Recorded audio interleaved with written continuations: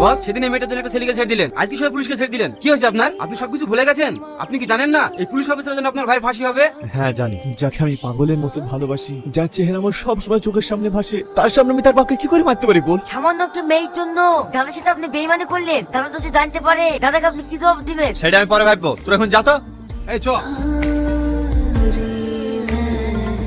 চম্পা দাঁড়া। কেন রে? ওই দেখ সেই গুন্ডাটা যে আমার আব্বাকে মারতে গেছে। তাতে কি হয়েছে? ওইসব গুন্ডা দেখে ভয় করতে হবে নাকি? চল। দাঁড়াও সালমা, তোমার সাথে আমার কিছু কথা আছে। রাস্তা ছাড়েন বলছি। সালমা আমার কথাটা একবার শুনো। আমি কোনো রাস্তার গুন্ডা মাস্তানের সাথে কথা বলতে চাইনি।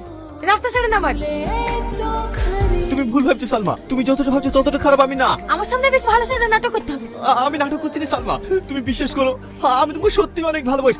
আমি জানতাম না যে ওটা তোমার আব্বা, নাহলে আমি কখনোই মারতে যেতাম না। তার মানে আমার আব্বা না হয় অন্য কেউ হলে তাকে মেরে ফেলতেন। না না সালমা, আমি ওভাবে কথাটা বলতে চাইনি। তুমি কি বলতে চাইছো আর কি বলতে চাইছো না সবই